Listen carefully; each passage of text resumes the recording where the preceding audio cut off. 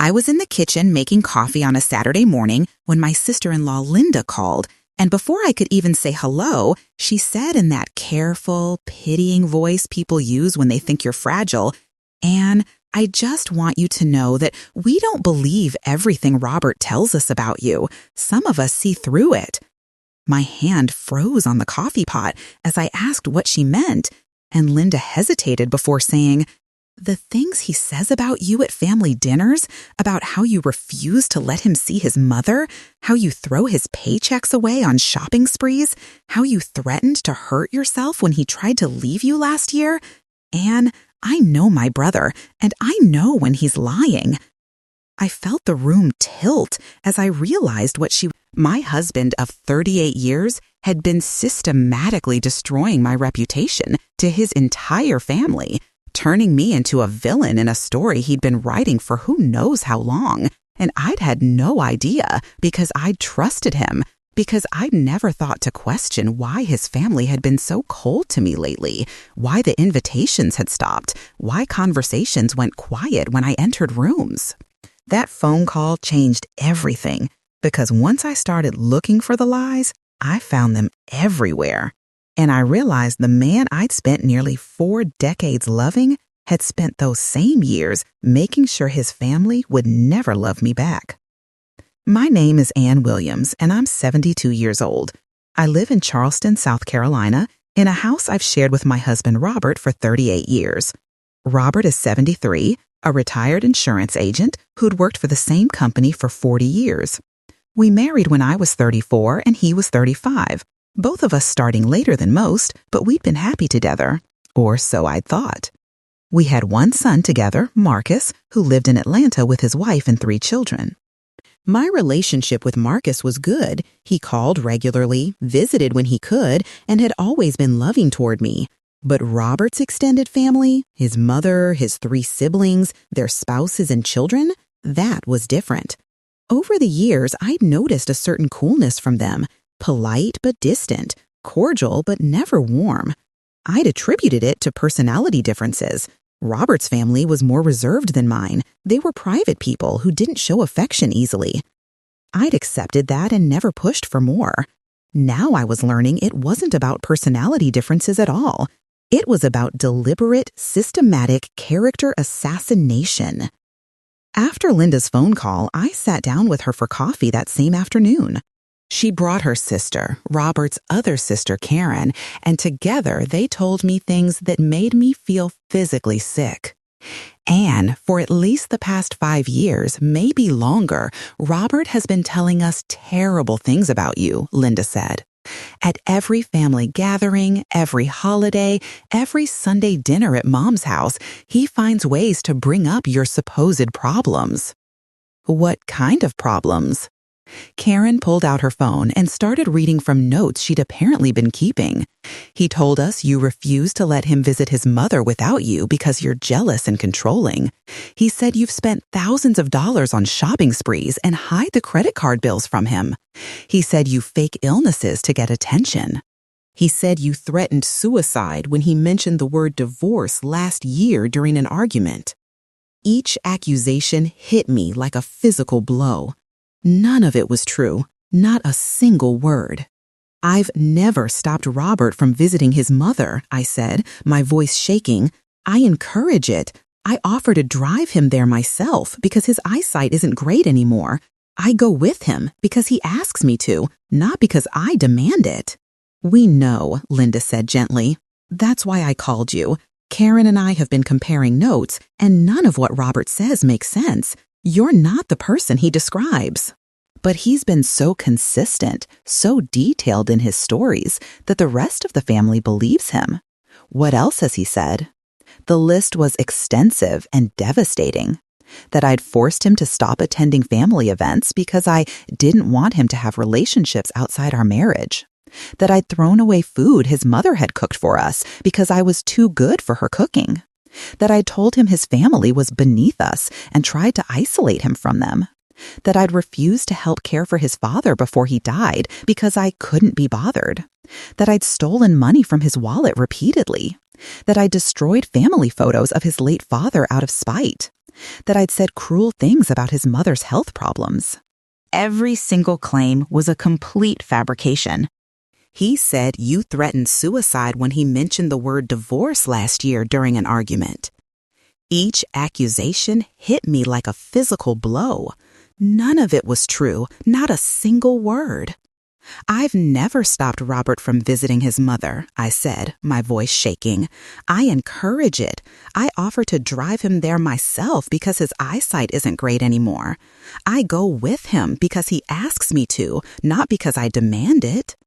We know, Linda said gently. That's why I called you. Karen and I have been comparing notes, and none of what Robert says makes sense. You're not the person he describes. And yet, Robert had been telling these stories for years with such conviction that his family believed him. Why? I asked. Why would he do this? Linda and Karen looked at each other.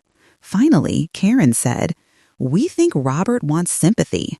He wants to be seen as the victim, the long-suffering husband dealing with a difficult wife. It makes him the center of attention at family gatherings. People feel sorry for him. They praise him for being so patient with you. They tell him how strong he is." "He's getting something out of making me the villain in his life story," Linda added. "And he's been doing it for so long that it's become his normal. The family sees him as a martyr and you as the burden he bears.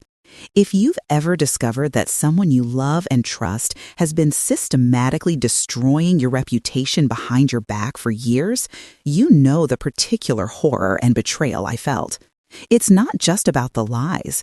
It's about the calculation behind them, the sustained effort over years, the complete disregard for how those lies would affect you. I need to know everything," I said. "Every lie he's told, every story he's spread. I need to know exactly what I'm dealing with." Over the next week, Linda and Karen interviewed other family members, carefully, subtly, asking questions about what they'd heard about me. They compiled a detailed list of every lie Robert had told over the years. The document they gave me was 15 pages long, 15 pages of fabricated stories, twisted facts, and outright lies that Robert had been spreading about me. Some of the lies were relatively minor, claiming I was a bad cook, that I spent too much time watching TV, that I never cleaned the house properly. But others were devastating, claiming I'd had an affair, that I'd abused him verbally, that I tried to turn our son against him, that I was mentally unstable and needed medication I refused to take. Robert had created an entire fictional version of me and presented it to his family as truth, and because he'd been consistent and convincing, they'd believed him. I needed to understand why Robert would do this, what he gained from it, so I started observing him more carefully, paying attention to his interactions with his family. At Sunday dinner at his mother's house the following week, I watched him work the room. "How are you holding up, Robert?" his brother Tom asked. "Oh, you know," Robert said with a weary sigh. "It's been a difficult week. Anne's been having one of her moods. I just try to stay out of her way when she gets like that."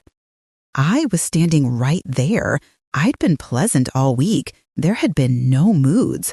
But Robert told this lie casually, easily, while I was present. His mother patted his hand sympathetically. "You're such a patient man, Robert." "I don't know how you do it." And there it was, the payoff, the sympathy, the praise, the attention.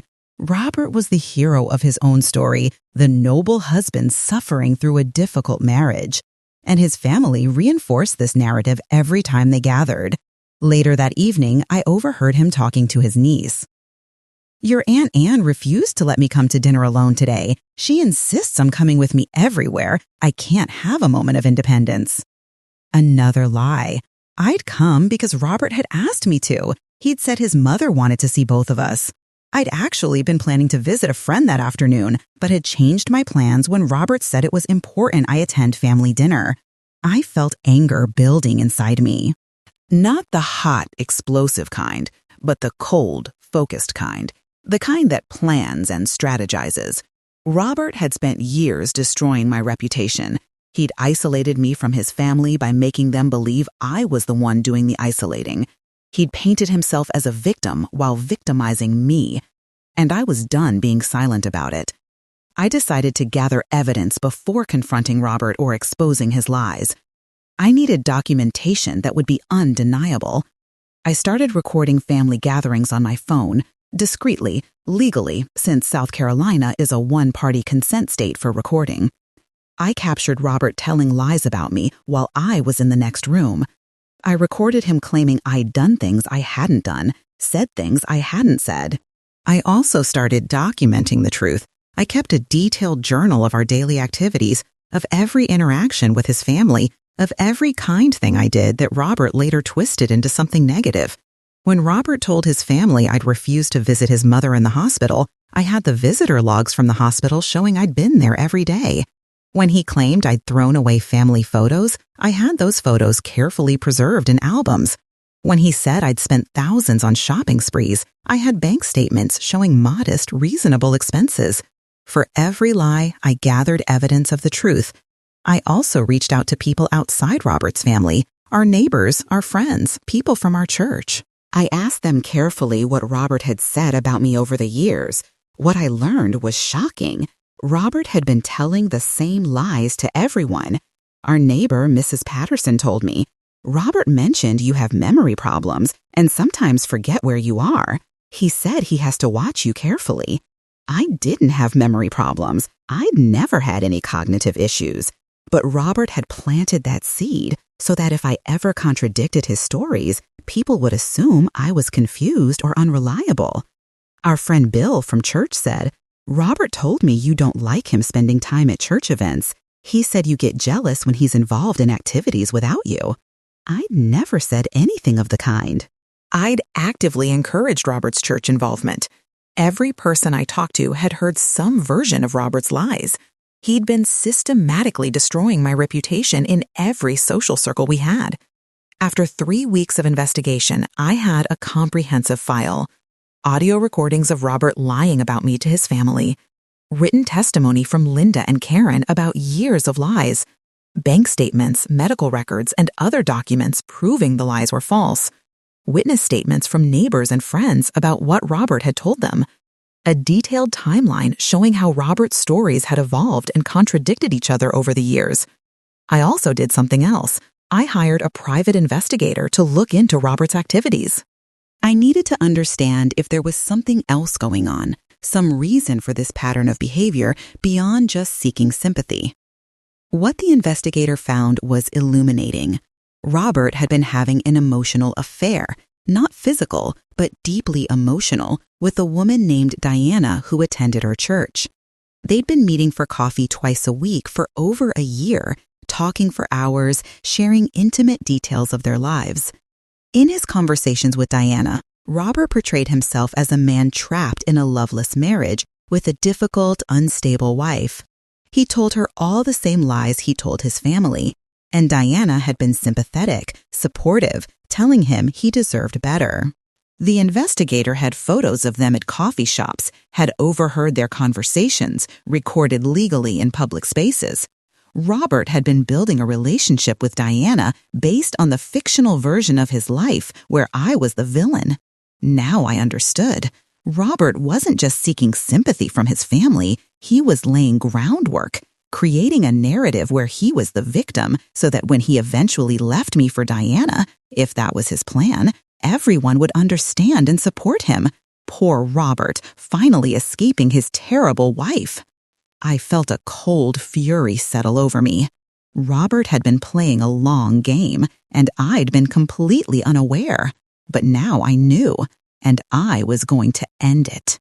I decided the best time to expose Robert's lies was at his mother's 80th birthday party. The entire family would be there, all his siblings, their spouses and children, his mother's friends, people from their church. Everyone who'd believed Robert's lies would be in one room. Linda and Karen knew what I was planning and supported it. "It's time the truth came out," Linda said. "We'll back you up." The party was held at a community center. About 60 people attended. I arrived with Robert, playing the role of the dutiful wife he described me as being too selfish to be. After dinner, there was a program, speeches, toasts, a video montage of Robert's mother's life. I'd asked to be included in the speakers, and Robert's brother Tom, who was organizing the event, had agreed. When it was my turn, I stood up with my laptop and a projector I'd arranged to have set up. Thank you all for being here to celebrate Eleanor's 80th birthday. Eleanor has been my mother-in-law for 38 years, and I've always tried to be a good daughter-in-law to her, which is why it hurts so much to learn recently that many of you believe I've been cruel to her, that I've kept Robert from visiting her, that I've disrespected her in various ways. The room went quiet. People shifted uncomfortably. Robert's face had gone pale. I learned about these beliefs from Linda and Karen, who were kind enough to tell me what Robert has been saying about me at family gatherings for years, and I thought, given that we're all here together, this would be a good time to address these claims directly. "Anne, this isn't the time or place," Robert started to stand. "Sit down, Robert," Linda said firmly. "Let her speak." I pulled up my first slide, a list of claims Robert had made about me. "Robert has told you that I refused to let him visit his mother without me. Here are the visitor logs from Eleanor's hospital stays over the past 5 years, showing I encouraged Robert to visit and often drove him there myself." I showed the documents on the screen. People leaned forward to read them.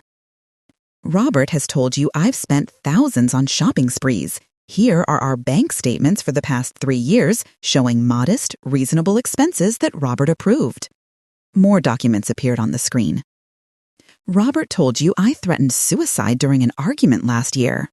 Here's a statement from our family doctor confirming I've never expressed suicidal thoughts, never been treated for depression, and have no history of mental health crises." I went through claim after claim, methodically presenting evidence that disproved each lie. Then I played the audio recordings. Robert's voice filled the room. "Anne refused to let me come alone today. She insists on controlling every aspect of my life." Then my response, recorded moments later: "Robert, I came because you specifically asked me to. You said your mother wanted to see both of us." His voice again at another gathering: "Anne threw away the food Mom sent home with us. She said it wasn't good enough for her." Then footage from our home security camera showing me carefully storing that same food in our refrigerator, eating it for lunch the next day. The room was silent except for the recordings. People weren't looking at me anymore. They were looking at Robert, whose face had gone from pale to red. For years, my husband has been lying about me to his family, to our friends, to our church community. He's told you I'm selfish, cruel, unstable, controlling. He's painted himself as a victim and me as his tormentor. And because you trusted him, you believed these lies without ever asking me if they were true. I paused, looking around the room. I'm not angry at you for believing him. He's your brother, your son, your friend. Why wouldn't you believe him? I'm angry at Robert for lying, for deliberately, systematically destroying my reputation over years, for making me an outsider in his family through deception. "Anne, please," Robert's voice was strangled. "I'm not finished. I also learned recently that Robert has been having an emotional affair with a woman named Diana from our church. He's been meeting with her twice a week for over a year, telling her the same lies he told all of you, building a relationship based on sympathy for his terrible marriage." Gasps around the room. Robert stood up. "That's not, Diana is just a friend." "I have photos, Robert. I have recordings of your conversations where you tell her how much you wish you'd married someone else, how trapped you feel, how you deserve better. All while I'm at home making dinner and thinking we have a good marriage." Robert's mother was staring at him with an expression I'd never seen before: disappointment, disbelief. "Why, Robert?" Eleanor asked quietly. "Why would you lie about Anne? She's been nothing but kind to me." Robert looked around the room at the faces staring at him, his family, his friends, all seeing him clearly for the first time. I don't know. Things got exaggerated. I was venting. I didn't mean." "You didn't mean for me to find out," I said. "You meant every word." You've been building this narrative for years, Robert, and now everyone knows the truth. I closed my laptop. I'm going home now. Eleanor, I'm sorry your birthday party ended this way. You deserve better. You all deserve to know the truth about who you've been feeling sorry for all these years. I walked out of the community center with Linda and Karen following me. Behind us, I could hear the eruption of voices, people demanding explanations from Robert, people apologizing to each other for believing him, people expressing shock and anger. But I didn't look back.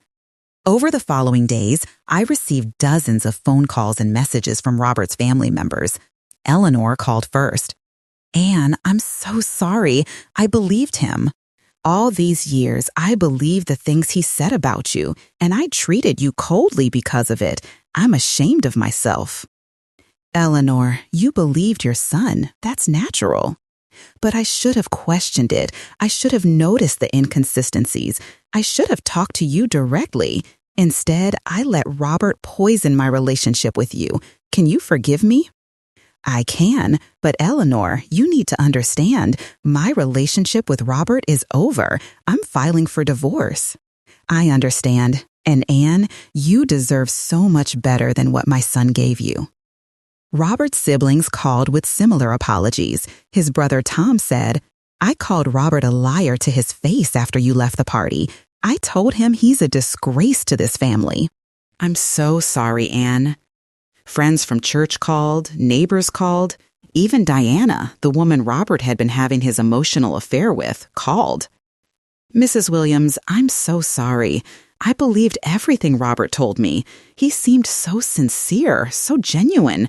I thought I was being a good friend by listening to him. I didn't realize I was participating in something so cruel." "Diana, did you have feelings for Robert?" A long pause. "Yes. I thought maybe if he left you, we could be together. I'm ashamed of that now." "Did Robert encourage those feelings?" "Yes. He said he was working on an exit strategy, that he just needed the right time. He made me believe his marriage was already over and everything but paperwork. It wasn't. I loved my husband. I thought we were happy, but apparently he's been planning this for a long time." I filed for divorce the following week.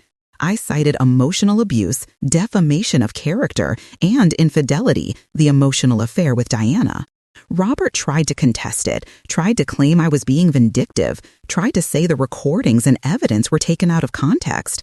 But my lawyer, Margaret Harrison, was ruthless. She presented all my evidence in court. She called witnesses, Linda, Karen, people from church who'd heard Robert's lies. She played the recordings. She showed the timeline of systematic deception. The judge was not sympathetic to Robert. "Mr. Williams, you engaged in a sustained campaign of defamation against your wife. You damaged her reputation, isolated her from your family, and created a false narrative to justify a relationship with another woman. This is emotional abuse, plain and simple." The divorce was granted with a favorable settlement for me. I received the house, the majority of our retirement savings, and alimony. The judge specifically noted that Robert's behavior had been cruel and calculated and warranted consequences. Robert moved out of our house and into a small apartment. His relationship with Diana ended. She wanted nothing to do with him once she understood she'd been manipulated as much as I had. His relationship with his family was severely damaged. Eleanor told him she was disappointed in him. His siblings stopped inviting him to gatherings. The family was cordial but cold. The irony wasn't lost on anyone. About 6 months after the divorce was finalized, Robert reached out to me. He asked if we could meet for coffee. I agreed, curious about what he could possibly have to say. He looked older, smaller somehow, diminished. "Anne, I need to apologize for everything." "Okay, I know that's not enough. I know sorry doesn't fix what I did, but I need you to know I understand now how much I hurt you. Why did you do it, Robert? That's what I never understood. Why spend years lying about me?" He was quiet for a long time. I think I felt invisible. In our marriage, you were so capable, so independent. You didn't need me the way I needed you. And at family gatherings, you were so charming, so good at conversation. People liked you. And I felt less than. So I started making up stories where I was the hero and you were the problem. And people gave me attention, sympathy. I felt important. So you destroyed my reputation because you felt invisible. I know how pathetic that sounds, but yes. And then it became a habit. The lies got bigger, more elaborate, and I couldn't stop because I'd have to admit I'd been lying all along. And Diana? Diana was my escape plan. I thought if I made everyone believe you were terrible, when I eventually left, no one would blame me. They'd all understand. But Anne, the truth is, you were a good wife, better than I deserved, and I threw that away because I needed to feel like a victim. I looked at this man I'd spent 38 years with and felt nothing. No anger, no love, no pity, just a hollow emptiness where our marriage used to be. I hope you get help, Robert. I hope you figure out why you needed to hurt people to feel good about yourself. But I'm not the person to help you do that. We're done. I know. I just needed you to know that I understand what I did. And I'm sorry. I left the coffee shop and drove home to my house, my life, my future without Robert. Over the next year, I rebuilt my relationship with Robert's family. Eleanor and I became genuinely close. I visited her weekly, helped her with errands, spent holidays with her. She told me repeatedly how sorry she was for believing Robert's lies. "You're a better daughter to me than my own son has been," she said. Linda, Karen, and I became close friends. We started a monthly dinner tradition where we'd get together, just the three of us, and talk honestly about family, relationships, life.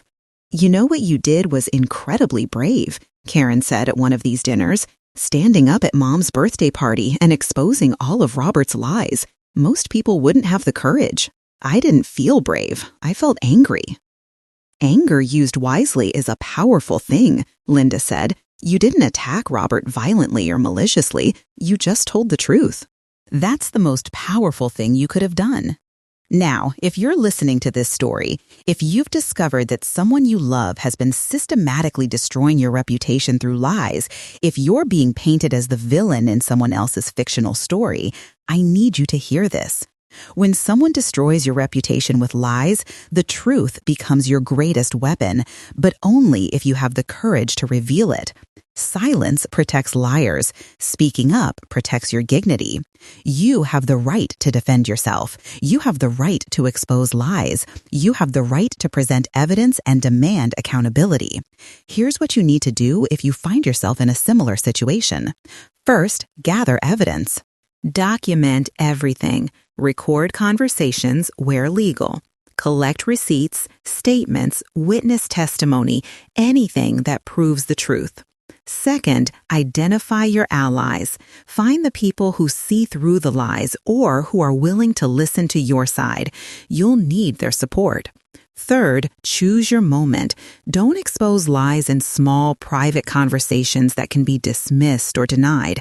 Find a moment where the liar's audience is gathered and the truth can be presented undeniably. Fourth, present facts, not emotions. Stay calm, present evidence systematically, and let the documentation speak for itself. Emotional outbursts can be dismissed as proof of instability. Cold, hard facts cannot. And fifth, prepare for consequences. Exposing a liar will damage relationships with the liar, with people who believed them, with family dynamics. But protecting your dignity is worth it. Will everyone believe you? No. Some people are too invested in the liar story, but many will, especially when presented with undeniable evidence. Will it be uncomfortable? Absolutely. Public confrontation is terrifying, but living under the weight of lies is worse. Will you regret it? Only you can answer that. But I don't. I regret staying silent for as long as I did. I exposed Robert's lies publicly, presented evidence calmly, and reclaimed my reputation from the fictional villain he'd created. Was it painful? Yes. Did it destroy my marriage? Yes, but that marriage was already destroyed by years of lies. I just made the destruction visible. Did some people think I was harsh or vindictive? Probably. But those people weren't the ones whose reputation had been demolished by years of systematic lying. I protected my dignity. I reclaimed my truth. I refused to be silent while someone else controlled the narrative of my life. Somewhere in Charleston, there's a 72-year-old woman who stood in front of 60 people and methodically exposed every lie her husband had told about her over decades, who gathered evidence, built a case, and presented the truth with calm precision, who chose dignity over peacekeeping, truth over silence, self-respect over a marriage built on lies. You can do the same if you need to. Don't let someone else write your story with lies. Don't let reputation assassination go unchallenged. Don't protect a liar at the expense of your own dignity. Gather evidence, find allies, choose your moment, present the truth, and let the liars face the consequences of what they've done. Your reputation matters. Your truth matters. Your dignity matters. Fight for all of it. Stand strong. Speak truth. Demand justice. You deserve nothing less.